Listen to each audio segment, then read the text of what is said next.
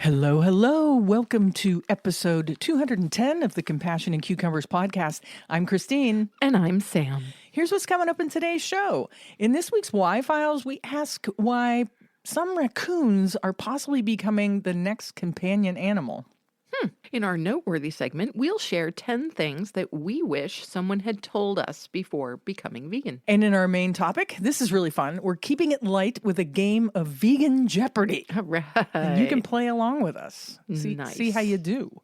But before we get into all that, first of all, thank you. We're so sorry we missed last week's episode. Sam was sick. Sorry, friends. It's all my fault. Yeah. I had an incredibly nasty sinus infection. Yeah. And so, just was not in good voice or, well, even good sitting up mode. No. For several days. So Yeah, she was kind of. My apologies. You were kind of down for the count. I was. As my boss said today, it sounds like you got kicked in the teeth. Yeah. So that's pretty much what happened. And we wanted to make sure it was a good episode because this is our last episode of the year. Yes, it is. Until we return after our usual winter break. We'll be back in the new year with new episodes. Indeed. Yeah. What have we been up to? What have we been up to? Just holiday preparations, really. Yeah. Outside of my being ill, just holiday preparations. Right now we're in finals week at school, so things are truly winding down. But still lots of stuff to do. So it's that weird balance of things are starting to feel slightly more chill, but at the same time there's an urgency that things have to get done. Wrapping gifts and stuff like that. Well, wrapping gifts and, final grades. And, like both a mix of holiday things and work-related things. Yeah. It's like time is moving a little slower, but still things need to get done. Yeah, they do. Yeah. They do. So, all right, well, let's just jump into this show then. Let's talk about this week's Why Files.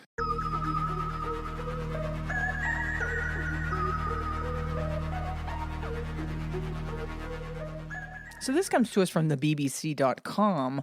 Cuter and closer, raccoons may be on their way to becoming America's next pet. I wouldn't mind a pet raccoon. Yeah. Raccoons may be inching closer to becoming America's next pet, affectionately referred to as trash pandas.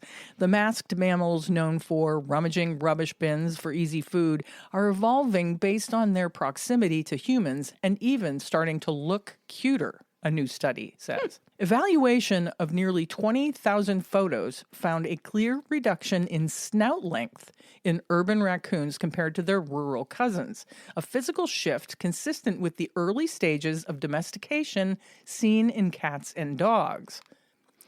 Interesting, right? That is. Some that have been adopted as pets have become TikTok celebrities. One particular bold dumpster diver even sprinted across the pitch during a Major League Soccer match in Philadelphia last year. The striped-tailed mammals, also nicknamed backyard bandits, are widespread across the contiguous U.S. Their ability to thrive in both wild and urban settings has left them occupying an unusual space in American life. Beloved pet in some neighborhoods, persistent pest in others. The proximity to humans could signal that the creatures are growing more comfortable around us, or, scientifically speaking, dampening their innate flight responses, according to the study published in the Journal of Frontiers in Zoology. The softening of their features could be due to shifts in their flight or fight responses on a cellular level, it says. This urban domestication starts with trash, the study's co-author, Rafaela Lesh of the University of Arkansas at Little Rock told Scientific American. Trash is really the Kickstarter, she said. Wherever humans go, there's trash, and animals love our trash. But to take advantage of this endless buffet, wildlife must strike a delicate balance, bold enough to root through bins and navigate human environments, yet not so bold as to pose a threat. If you have an animal that lives close to humans, you have to be well-behaved enough, Lesh said. That selection pressure is quite intense. The finding, the author said, is consistent with the domestication syndrome phenotype. Domestication syndrome, anatomical and morphological changes such as curly tails, floppy ears, depigmentation, smaller brains, and reduced facial skeletons are commonly cited as some of the most salient traits, the study says. Those traits are also seen among more common household pets, such as dogs that evolved from wolves. The study's authors also hypothesized that the domestication process is wrongly believed to be initiated by humans who have captured or selectively bred animals in the past. The process might actually begin much earlier than previously thought, they said, notably when animals became habituated to human environments. Only animals with dampened flight or fight responses would succeed best, the authors wrote. This makes the initial stages of the domestication process a process of pure natural selection. So very interesting that they're finding the snoots and the faces of urban raccoons are evolving in order to make them more cuter in human eyes. Well, exactly. Yes. So making them cuter and therefore more compatible. Yeah. Yeah. It's really interesting. It is bizarre. Well, I mean, and it doesn't surprise me at all. Yeah. I mean, come on. We humans have been encroaching on raccoons' habitats for, I say, probably millennia. Yeah. And by now. They're just evolving to live among us. So exactly. Yeah. Yep. I mean, this picture that's in this article, which is super cute, and I do want to just boop that adorable little raccoon snoot that's right there. They are cute. So cute. I mean, I always just go back to remembering the 2 baby raccoons we had a number of summers ago. This was a long time, maybe 10 years ago or more. Yeah. We had a pair of young, very young raccoons, and they would just come kind of toddle up our driveway and swing off of the bird feeders to get all of this seed down to the ground. And we would, shoo them away and, that kind of a thing. And they would just toddle down the driveway and look back at us like, oh, yeah, we'll be back. Yeah. They were really bold. They were very bold and just so cute. Yeah. Yeah. So we actually took down our bird feeders that summer because I didn't want to encourage them. Yeah. I would have been perfectly happy seeing them come back every day. I know, but then they go, oh, well, why don't we just live under this deck? Because we're closer to the food. So, especially since they were young ones and didn't seem to have an adult watching them. So like maybe the mother maybe got hit by a car or something like that. They were definitely on their own. Oh, I'm not saying my desire to see the raccoons swinging on the bird feeders was wise. Yeah. I'm not saying that's smart. Yeah. I'm just saying I really enjoyed it. Yeah. So, They are really cute, but my opinion is that they are wild animals, and we should try to let them remain wild animals. Oh, absolutely. Yes. I agree completely. Yeah, I don't think that they should become the next domesticated companion animal. No, of course not. No, absolutely not. We have enough domesticated companion animals. Let's leave everybody else alone. Yes. Yeah. Well, that brings us to our Noteworthy segment. Indeed, it does. And today we are taking a look at this article written by Jordan Cooper. This is coming to us from Veg Out magazine. And the article enumerates 10 things that people who've been vegan for 10 plus years desperately wish someone had told them on day 1. Now, we have not yet been vegan for 10 plus years. We're getting there. We're in like year 7. I think so, yeah. Yeah, we're getting there, but we have not crossed the 10-year mark. No, but these are some good ones, and I agree that these were some good things that it's good to know before you go vegan or right when you first go vegan. Indeed. So here we go. Going vegan can feel like learning a new language while everyone around you speaks fluent omnivore. After talking to dozens of long-term vegans, I kept hearing the same regrets and revelations. Here's what they wish they'd known from the start. 1, you don't need to justify yourself to everyone. Right. That's Frankly, a big one. I feel like everybody needs to learn this, not just vegans. Right. Nobody really needs to justify themselves. No. Yeah. New vegans often feel like they're carrying a briefcase full of documentaries and statistics, ready to defend their choices at every meal. Here's the thing. Most people asking aren't actually looking for a 20-minute presentation on factory farming. A simple, it works for me, or I feel better this way, shuts down 90% of awkward conversations. Save your energy for people who genuinely want to understand. The rest are just making small talk while eyeing your plate. You're not a walking billboard or a debate opponent. You're just someone eating lunch. And this brings me back to the Am I the Ass hat that we did a few weeks ago, where it's cake, not propaganda. Right. I feel like this kind of circles back to that. Yeah. That not everything you do, not everything you eat, not every choice you make has to be political. It's overtly anyway. Overtly anyway, right? That you're making those choices for yourself, right? Absolutely, 100%. But they don't need to, as we said, be propaganda. At all times. I think that's good advice to just, if somebody doesn't seem genuinely interested in veganism and they're just off the cuff asking you why you're vegan, keep it short and sweet. I'm vegan because I love animals. That's right. Or I'm vegan because I feel healthier or whatever. Just keep it short and sweet and shut it down. Exactly. Yeah. Number 2, nutritional yeast isn't a personality trait. I'm not so sure about that. Well, no, I agree. Every new vegan discovers nutritional yeast and acts like they found the holy grail. Yes, it's great. Yes, it's cheesy and B12 rich, but sprinkling it on literally everything doesn't make you more vegan.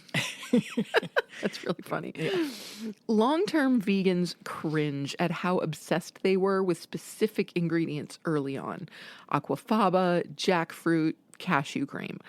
These are tools, not identity markers.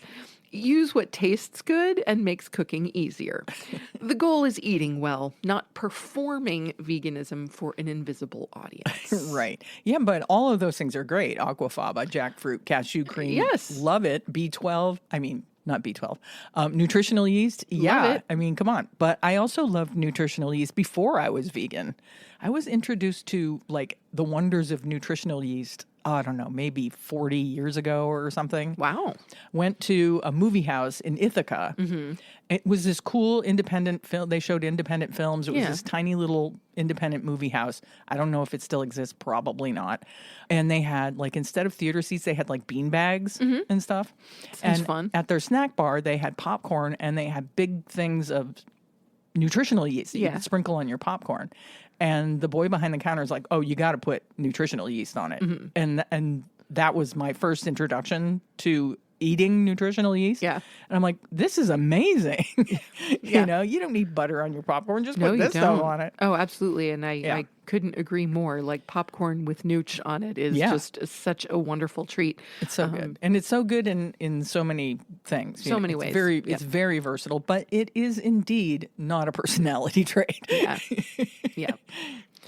Number 3, your body needs time to adjust. Going from burgers to beans overnight can make your digestive system stage a small rebellion. Bloating, gas, and general weirdness are normal when you suddenly quadruple your fiber intake. General weirdness. I knew you were going to do that. Veteran vegans wish they'd eased in more gradually. Your gut bacteria literally need time to adapt to processing all those plants. Give it a few weeks, drink more water, consider a digestive enzyme supplement temporarily. That uncomfortable phase passes, but it freaks out a lot of new vegans who think something's wrong when really everything's working exactly as it should. Yeah, I have to say, I don't think either of us really had that much of a problem. We ate a lot of beans and grains and fruits and vegetables anyway prior to becoming vegan. So I think it was a pretty easy digestive adjustment for us. I didn't have any of that, initial digestion issues, but I have heard of people who don't, who haven't been incorporating those things into their diet. Yeah, if you start eating a bunch of beans and your system's not used to it, you're definitely going to notice a difference. Oh yeah, it's going to take a toll for sure. Yeah, so ease in, unless you're already used to eating a substantial amount of fiber. Yeah. Number 4, supplements aren't cheating. There's this weird pride thing where new vegans try to get everything from whole foods. Meanwhile, they're exhausted and their doctor's concerned about their B12 levels. Take the B12. Take the vitamin D if you live somewhere cloudy. Maybe add omega-3s from algae. Omnivores supplement too. They just don't talk about it as much. Their food is often fortified anyway. Long-term vegans treat supplements like brushing their teeth. Just part of the routine, no drama. Your body doesn't care if nutrients come from a pill or a plant. That is true. I mean, while it is best to get your nutrients from real food, As much as you can. it's good to supplement. We both take a one a day. A multivitamin. Yep. Multivitamin. The Vega vitamins Yep. are really good, completely vegan, and totally affordable. Yes. So I highly recommend those. I do too. Number 5, vegan junk food is still junk food. This is true. Oreos are vegan. So are Skittles and most French fries. New vegans sometimes gain weight because they think the vegan label means health food. A diet of vegan pizza, cookies, and processed meat alternatives isn't automatically healthy just because no animals were harmed. Long-term vegans learn to treat these foods like anyone should. Occasional treats, not dietary staples. That's what we do. Occasionally, we get the Wegmans brand nuggets, Chicken nuggets, yep. vegan Don't be chicken chicken. nuggets, which are really good. But we don't keep them all the time. Nope. Occasionally, we'll have Beyond Sausage in something. What else? Occasionally Impossible burgers. Yeah, very rarely one of us will get like a hankering for like a hamburger, and we'll get Impossible meat and make our own hamburgers with Yeah. it. And it really scratches that itch. It does. You know? Yeah, it really does. Yeah. The ethical part is sorted, sure, but your body still needs actual vegetables, not just things that happen to be plant-based. Yeah, you don't want to live on replacers for sure. Oh, definitely not. It's processed food is processed food. That's right. And not only, can processed food be an issue, but it's so much more expensive Right, yeah. to live primarily on replacers or substitutes. Totally unhealthy for your budget. Yes, absolutely. Number 6, you'll lose some friends, and that's okay. I want to preface this before you go into it that if you lost a friend because you went vegan, then that person wasn't really your friend. I agree with that So- completely. Because I can't think of a single person that I've lost as a friend Yeah. because I went vegan. Yeah, me neither. But I think it's kind of the same way for people who maybe go sober.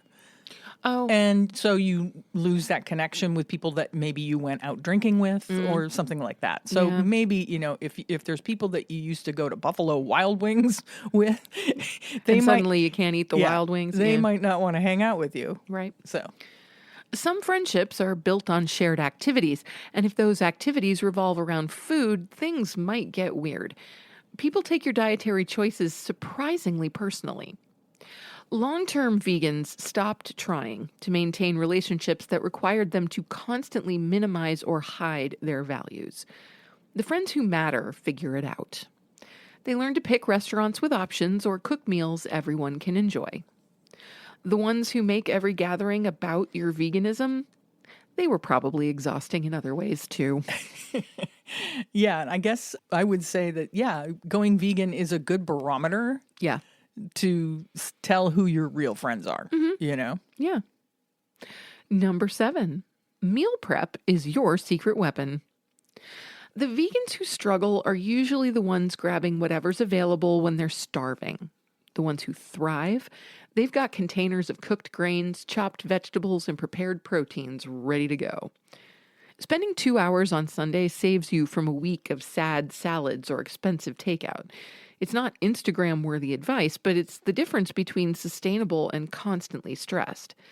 Future you will be incredibly grateful when you open the fridge and find actual food instead of random vegetables slowly dying. Oh, that's so sad when random vegetables slowly die. It really is. Yeah, we try not, just for food waste reasons, we try not to let that happen. I don't spend 2 hours a week food prepping, but anytime I make like a grain or possibly sometimes when I make tofu, I will make a little extra.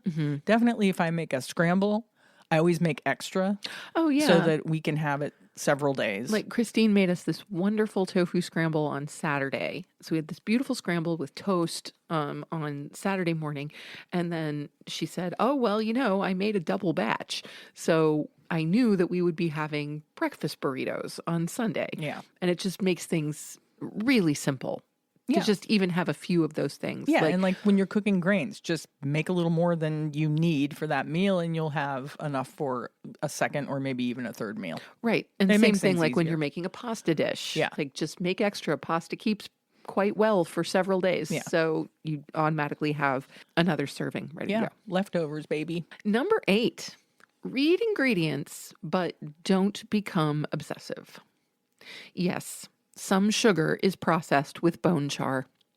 Yes, some wines use fish bladders for filtering. You can drive yourself completely insane trying to avoid every possible animal derivative. Long-term vegans pick their battles. They focus on the big stuff and don't spiral over trace ingredients or processing methods. Perfectionism helps nobody and makes veganism look impossibly difficult to outsiders. Do your reasonable best. The goal is reducing harm, not achieving some impossible purity standard that doesn't actually exist. Yeah, that's good advice. As far as the sugar goes, you can easily avoid bone char if you buy organic sugar. Yes. But if you can't afford organic sugar, don't beat yourself up Right. because they don't put on the package whether it's been processed with bone sugar or not. No. So any raw sugar or organic sugar is not going to have bone char because it's the process where they turn the sugar, that sugar white that you know. That's where the bone char comes into it. And as far as fish bladders being used for filtering wine, that's another thing. You're not going to see that on the outside of a bottle. Right. If you're concerned, you would have to contact the winery that the wine came from and ask them how they make their wine, Yep. you know? Yep. But yeah, don't make yourself crazy over it. Right. Yeah. Just look out for the major players. Yeah. Obviously meat, fish, dairy, eggs, honey, confectioner's glaze, just those kinds of things. Yeah, the things that are easy to spot They're in an easy to ingredients spot, list. that are obvious. That's right. That's right. We can't reasonably expect ourselves to eliminate all harm that we do in the world. I mean, just me driving to work, how many insects do I probably kill driving to work Sure. every morning? That kind of a thing. And that's unavoidable. So because we can't completely eradicate all of the harm that we do, our next best thing is to make active choices that will reduce harm, Yeah. but then again, not to make ourselves crazy about Yeah. it. Number 9, your reasons might evolve, and that's fine. Maybe you started for health reasons and later cared more about ethics, or you began for the animals and now you're most passionate about environmental impact. Your motivation doesn't need to stay frozen in time. Long-term vegans often have completely different reasons for staying vegan than they did for starting. They wish someone had told them that changing perspectives doesn't make you a hypocrite. It makes you someone who keeps learning and growing, which is actually the whole point. Yeah. A lot of people seem to have a problem with that these days, that you can change your mind about things. Now, as far as we go, we are vegan for all of those reasons. We are. So, and I think we initially went vegan for all of those reasons. Yeah, So, it was kind of a combo. I don't think any one of them stood out. yeah. It was, oh my gosh. This is terrible. Why are we supporting this industry? Exactly. Period. And all of the terrible things surrounding it.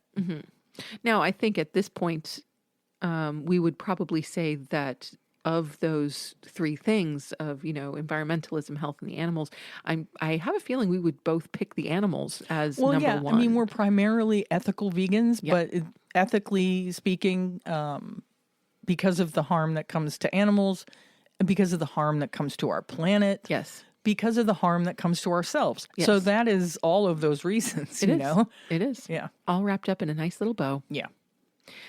Number 10, it gets so much easier. It does. Those first few months feel like navigating a maze blindfolded. You're reading every label, explaining yourself constantly, and wondering if you'll ever just automatically know what to order. Then one day you realize you're not thinking about it anymore. You know your go-to meals, your reliable restaurants, your quick answers to annoying questions. It becomes as natural as anything else you do daily. So some final thoughts. Every long-term vegan wishes they could tell their stressed-out beginner self, relax. You'll figure it out, and it'll be easier than you think. The learning curve feels steep because you're doing something different from most people around you. But different doesn't mean difficult forever. Give yourself some grace. Stay curious and remember that nobody gets it perfect from day one. We do not. We do not. We've all, I'm sure, have made the mistake of maybe purchasing something at the grocery store only to bring it home and find out it's got eggs in it or milk powder or something like that. And there's no point in beating yourself up about it. We're trying. We're all trying. And that's all you can do. That's right. I mean, we have to take into consideration the fact that we as human beings are flawed. Yeah. And most of us are. You're saying you're not? No, I was joking. Oh, okay. I was going to say, I have evidence to the contrary. Yeah. A boatload of evidence to the contrary. I have lots of evidence to the contrary. Excuse me. Let me get these two briefcases full of evidence to the contrary. So if we can just acknowledge that and not expect this unattainable idea of perfection from ourselves, that would be a really great thing. Yep. Give each other grace. Give yourself grace. Indeed. The world would be a better place. Mm-hmm. And that rhymes. It's time now for our main topic.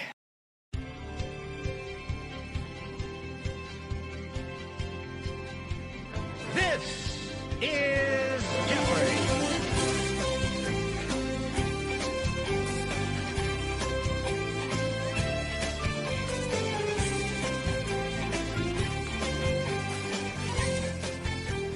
That's right. We're playing Vegan Jeopardy, people. Vegan Jeopardy. And we are on our best behavior to not look at the answers on our Vegan Jeopardy sheets. Okay. Well, let's look at the categories.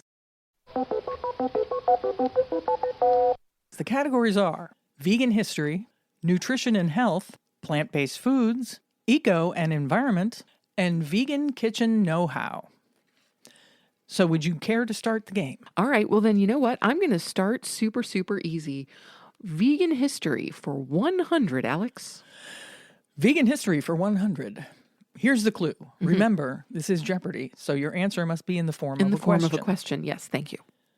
This word was created using the first and last letters of vegetarian. What is vegan? Correct. You still have control of the board. Okay, let's keep going with vegan history for 200. Well, okay, I see what's happening. She's just going to sweep the category. Vegan history for 200. This organization, founded in 1944, officially coined the term vegan. That would be, what is the Vegan Society? Correct.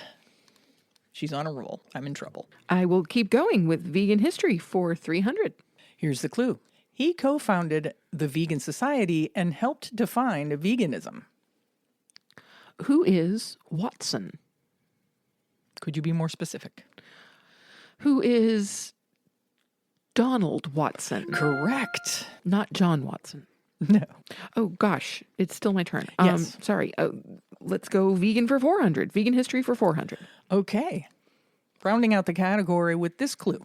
This decade saw the creation of microprotein, later branded as corn, Quorn.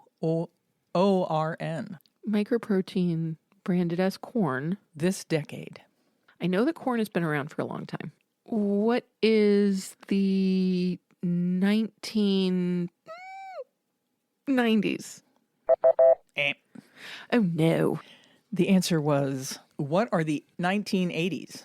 The 1980s. So Yeah. I was only off by a little bit. You were so close. Okay. All right. Well, I got that wrong. So control of the board comes to you. Oh, okay. I will go. Let's have plant-based foods for 100. Plant-based foods for 100.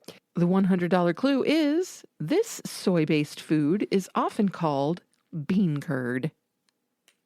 What is tofu? That's correct. You have control of the board. I will go eco and environment for 200. Eco and environment for 200. Avoiding dairy can reduce demand for this natural resource by thousands of gallons. Well, it must be, what is milk? No, what is water? Oh, that was dumb. Natural resource. Yes. Oh, man. See, I'm going to get trounced. I think you're going to be fine. Okay, you have control of the board. Well, let's see. Let's go to nutrition and health for 100. Nutrition and health for 100. And the clue is vegans commonly supplement this nutrient due to its limited plant sources. What is vitamin B12? Correct. Let's do nutrition and health for 200. Here's the clue. This mineral, found in nuts and seeds, can be harder to absorb due to phytates. I know it's why I eat Brazil nuts, other than the fact that I like Brazil nuts. I don't think this is right, but what is taurine? Incorrect. What is it? The answer is zinc. Oh, that's so not what I was thinking, obviously. All right, cool. I'm sorry I missed zinc. I'll take vegan kitchen know-how for 400. Talk about a category you should sweep. I hope. All right. Vegan kitchen know-how for how much? 400. Ooh, going right to the jugular. All right. This fish-derived ingredient is used in wine and beer clarification and makes them non-vegan. It's called, what is... Oh, I know people are screaming this out there. I know you're screaming it. I know I'm screaming it in my head. Oh. What is...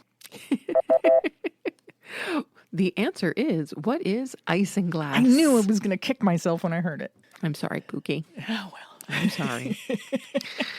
All right. It was right on the tip of my brain. Yeah, I'm sure. Yeah, I know you know that. All right, so I took a chance.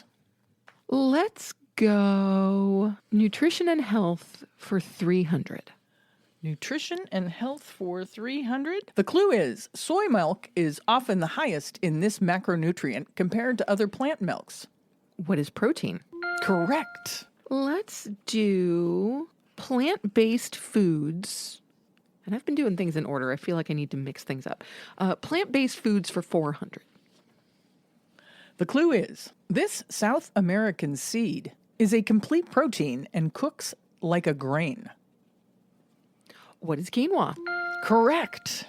I'm getting trounced. Alex, I'm getting trounced. There is no Alex. You can tell Carl, though.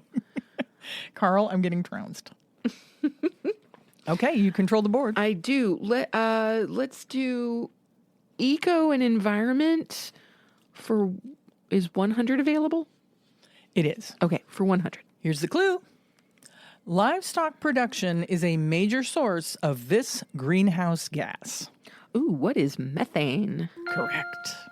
Keep it going. Let's go vegan kitchen know-how for 100. Here's the clue. This liquid from canned chickpeas can replace eggs in baking. What is aquafaba? Correct. Have I gotten a single one right? Yes, you have. You've gotten exactly a single one right. My page is covered in S's for Sam. So is mine. Hang on. Hang on. Yeah, you didn't need to rub it in. Sorry. Let's go nutrition and health for 400. Here's the clue. This leafy green contains more calcium per cup than most other vegetables. More calcium. It's one of two, either kale or collard greens. But kale seems too obvious, so I'm going to go with what is collard greens? You are correct. Cool. Once again, you control the board. Let's go to vegan kitchen know-how for 300. It's a daily double. It is. It's a daily double. How did you determine that? I just determined. Oh, you just... How much are you going to wager? 300. Here's the clue. Uh-huh. This seed forms a gel and is used for vegan puddings and egg replacements. What are chia seeds? Correct. For 600. I may have just doomed myself by giving you that daily double. Well, no, I don't I'm get already 600. I don't get 600. I only get the 300. No, but you bet I bet 300. 300. Oh, Right. So I okay. get 300. Oh, really? Yeah. I decided not to go Not to crazy. risk it. No, I decided I wanted to be cautious. Oh, Yeah. okay. I'm not a gambling kind of girl. Well, keep it going. Alrighty. Let's go plant-based foods for 200. Here's the clue.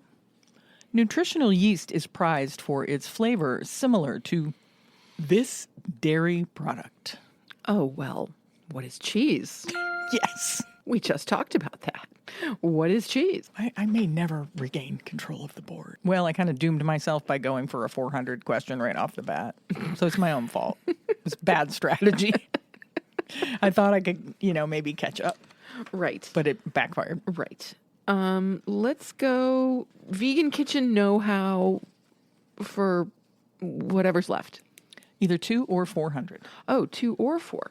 Got the question. No, 4 is done. That was isinglass. Oh, that's right. That was where I... That was your downfall. Right. Yes. Okay, so vegan kitchen know-how for 200. Yes, that'll work. Here's the clue. This sweetener is not vegan because it comes from bees.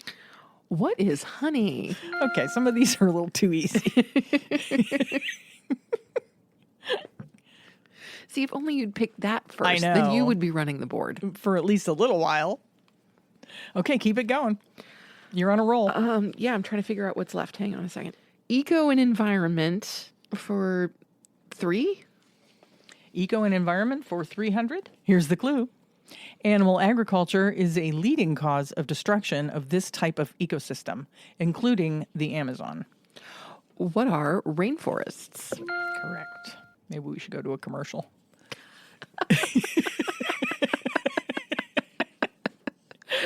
Do you need a commercial break? No, keep it going. Okay. We're running out of questions. We are. Can we do plant-based foods for, I think, 300?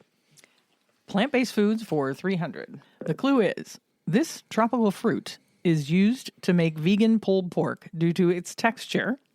What is jackfruit? Correct. We got another Ken Jennings on our hands here. I'm so sorry. What? Why are you apologizing? You're doing good. Well, yes, I understand that, but at the same time, I feel like you're not getting to play, and it's turning into the Chris Asks Sam Trivia Questions hour. That's okay. Okay, so eco and environment for 400. Okay, eco and environment for 400. Here's the clue. Shifting to plant-based eating is promoted as a solution to this global crisis affecting sea levels and weather patterns. What is climate change? Correct. And that's the game. Let's go to the scoreboard. Chris has, let's see, Christine came in with 0 points. No, you have 100 points. Oh, I have 100. I have have 100 100 points. points. Oh, I get to take $100 home. And Sam has all the rest of the points. 3,000. So 3,000. So I just won 3,000 compassioning cucumbers dollars? Yes, you I don't even did. know what that is. Okay. 3,000 imaginary dollars.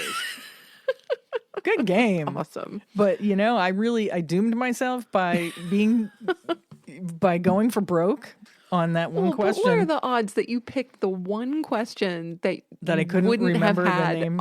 At the tip of your tongue? Right. I don't know. Just lucky, I guess. That's So just yes, crazy. congratulations, That's just some Sam. bad You luck. are our Jeopardy champion. But I would like to share this win because I can tell you that Christine knew the answers to all of those too, with the exception of isinglass. Oh, well, I guess so. Yeah, maybe. And we will never know.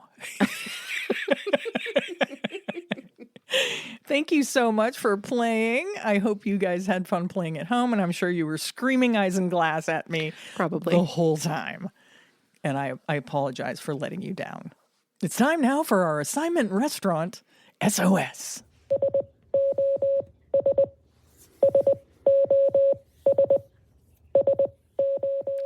This week, we're highlighting Vegan Plate, located at 1550 West Fullerton Avenue, Chicago, Illinois.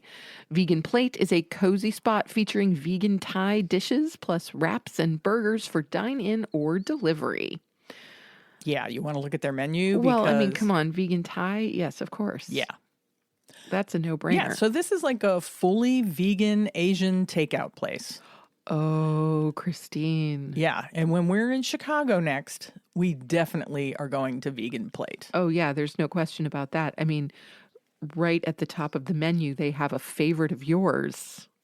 Vegan crab rangoon. Yes. Yes. And it Yes. looks delightful. It does. Vegan cream cheese with soy crab meat wrapped with a vegan wonton skin. That sounds absolutely fantastic. Mm-hmm. Then they've got all kinds of lovely appetizers, garden rolls, shumai. I love shumai. I also love gyoza, and they have a couple of types of gyoza. They have a sweet chili gyoza, a curry gyoza, and a gluten-free gyoza. They also have a standard gyoza. Yeah. Of course, spring rolls. You can never go wrong with spring rolls. They've got some crispy tofu and some tofu satay. Like just really, really beautiful. Ooh, a vegan tempura. Yeah, vegan fish nuggets, lightly battered fried soy fish served with ketchup and sweet chili sauce. Beautiful. Yeah. Absolutely love it. And then you get into soup, which of course, like right now, is just soup season. I love soup. Yeah. But the veggie miso soup, which has broccoli, cabbage, napa, soft tofu, carrot, zucchini, seaweed, and scallion, that sounds absolutely amazing. Yeah. Tom yum soup, which is fresh mushrooms, tomatoes, white onions, and exotic herbs in hot and sour lemongrass broth with a choice of tofu, veggie, or chicken, gluten-free. Nice. And a favorite of mine is the tom kha gai soup. Fresh mushrooms, soy chicken, tomato, white onion, and exotic herbs in hot and sour coconut milk broth. That sounds really good. Oh, yes. Yes, yes, yes. I love a coconut milk-based broth. It's so good. Absolutely. They've also got some beautiful looking salads. The crispy tofu salad, which is essentially what we eat frequently, particularly in the spring and summer, which is crispy tofu, carrot, red onion, green onion, cilantro, and cashew nut in a spicy lime sauce. Ooh. Nice. Nice. They also have a glass noodle salad, which is mung bean noodles, tomato, mushrooms, carrot, cilantro, red onion, and chili paste tossed with a spicy lime dressing on a bed of lettuce. Yum. And they have some amazing sounding Thai curries. Mm-hmm. Yeah, a red curry, a green curry, and a yellow curry. If you've ever had Thai curries, you know the divineness that is contained within a Thai curry. It's just this specific kind of heat that's just so warming and yummy. They are. They're amazing. Yeah. Absolutely amazing. And then, of course, we have entrees. And the one that is just smacking me in the face right now is the pad woon zen, which is stir-fried mung bean noodles, tomato, mushrooms, carrot, onion, and green onion, served with exclusive steamed brown rice and your choice of protein. Nice. Yeah, that to me sounds fantastic. Although the spicy eggplant as well, anything sweet and sour. So they do have a sweet and sour. Yeah, they have a kung pao. Yeah. Stir-fried, lightly battered soy chicken, bell peppers, carrots, onion, celery, peanut, and dried chili. Then they've got noodles and fried rice. They've got a wonton noodle soup. They've got a yakisoba. They've got a pad see ew and a pad thai. Curry fried rice, spicy fried rice. Oh my gosh, this is... and they have ramen. Yes, they do. They have a tom yum goong ramen, which is a spicy, creamy tom yum broth with soy shrimp, mushroom, and bean sprouts garnished with green onion and cilantro. I really think I would have to have that. Sounds really good. They all everything on this menu. Everything sounds absolutely delicious. Fantastic. And then they've got all kinds of combinations, like just, oh my gosh. Yeah, this is going to have to be like number one on the list when we finally get out to Chicago. Yeah. I have been to Chicago several times, but I have never been to the Vegan Plate. Neither have and I. if you have, please send us a photo of your food and let us know what you got there and what you thought of it. We'll enter you in to win a gift card to Vegan Plate. And they're at 1550 West Fullerton Avenue in Chicago, Illinois. It's time now for our favorite portion of the show. Must be listener shout out time. It's listener shout out. Just want to give a shout out to all my fans watching. I love you guys. I love you. Our last listener shout out of 2025 goes to Olivia M. Olivia is a new YouTube subscriber for whom we are truly grateful. Yeah, thank you for subscribing to our YouTube, Olivia. Please send us your t-shirt size and address so that we can send you a Compassion and Cucumbers swag bag. You can either text us that information using the link in our show notes. You can email us at compassionandcucumbers@gmail.com, or you can DM us on Instagram or Facebook. And don't forget, our end of the year listener shout out giveaway is coming up in January. Okay, so we're going to post this episode. We're going to go on our winter break. I'm going to go to London, and when we come back, our very first episode will be the listener shout out giveaway, among other things. And what can they win? They can win a 2-pound bucket of nooch. Yeah, that's right, baby. And even though nooch is not a personality type or a personality trait, it is a very large bucket of nooch, which I think you would enjoy. Yes, I do too. So if you want a listener shout out, please be sure to email, text, or DM us. Tell us what you think of the show, and we'll shout you out and enter you to win. You can also nominate someone else for a shout out. You can. I guess it's time to wrap this thing up. I'm still kind of devastated about my Jeopardy loss, but I guess I can move on. I'm really sorry. I'm kidding. But before we go... Perhaps we should have just done a back and forth instead of if you get a question right, you control the board. Maybe. I know I should have never given you control of the board. We'll have to like think about that for next time. Okay. Like we'll come up with a revised Jeopardy format that makes it a little more I suppose equitable. I was just trying to keep it as Jeopardy format as I know. as I get it, but I'm sorry. Yeah, and then it was that Daily Double. You could have totally trounced me if you could have, but I chose not. Bet it all. I chose not. You could have gone away like a millionaire. I wouldn't go that far, given that the money is fictitious anyway. You could have gone away a fictitious millionaire. Oh, we are digressing. We are very much. Before we go, be sure to subscribe to the show and leave a review on your favorite podcast app, and be sure to subscribe to our YouTube. Also, like and follow us on Facebook and Instagram for updates about the show, pics of all the vegan food we find, and more. And if you want to get news about upcoming episodes, you can do that by subscribing to our weekly newsletter at compassionandcucumbers.com. And with that, it's time to sign off. You have just listened to episode 210 of the Compassion and Cucumbers podcast, and there's nothing left to say but where cukes and compassion are always the fashion. On the podcast. Thanks, James. Have a great week, everyone, and a beautiful holiday season. Yes, we wish you all a safe and happy holiday season. We will see you in the new year, and we will talk to you in the new year. We love you. We do. Bye-bye. The end.